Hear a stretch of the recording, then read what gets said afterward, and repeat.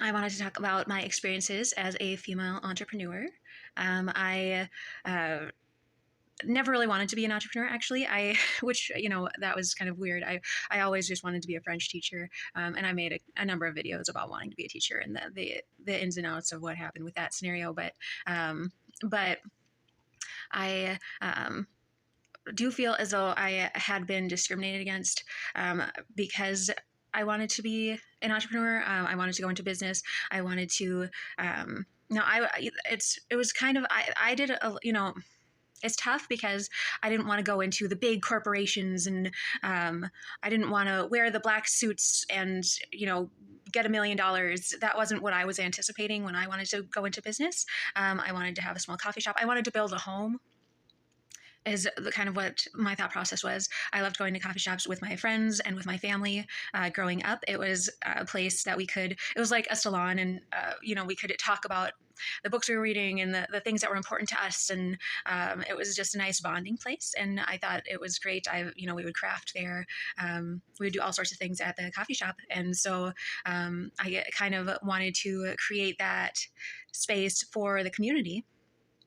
Kind of on my own, and it kind of morphed into an upcycle DIY crafting coffee shop.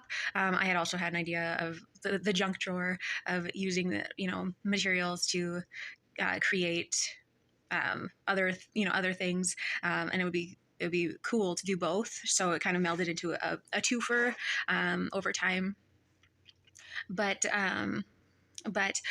So I didn't want to be like one of the big hot shots. That's not what I was anticipating when I was going into business. And I know that I did not come from a background of, plain black and white. Of numbers, of science. I could not remember numbers to save my life, which is terrible. Math class used to make me cry, and it was a bit far-fetched to go into this program for business in school. I did go to school for it because I wanted to build this house. I wanted to build this community, and it was not meant to be about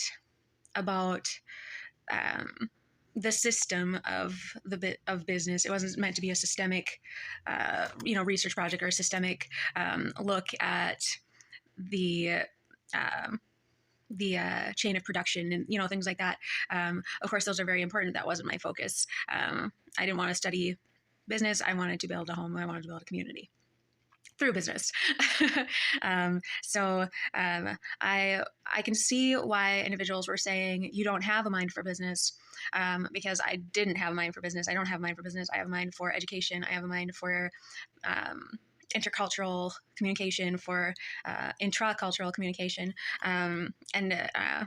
so I've been building up more of my business repertoire. So I do have more of an understanding of retail and means of production and things like that. It was not my focus. And so I see where they're coming from. And I would say that, I can do it. I guess I do have a brain. I do have a mind. I can be organized, and I can put my mind to business, and I can succeed at it. I will take what you say as a pseudo truth. Maybe I do not have a mind for business, but I do have a mind for something perhaps bigger, perhaps more important, granted, than I am, it's, obviously distribution. Those things are very, very important to this community, to society, making sure that the resources that we have are used and are productive and efficient. And that is something that I am caring more and more about as I learn more and more about that sector. But I can do it, and I would appreciate a little more respect and the benefit of the doubt. So I see where you're coming from, and I actually don't disagree, and I pride myself on that. But I think that I can take my world and your world, and I can make something beautiful out of it. And so watch me try, I guess. And that's what I have to say about that.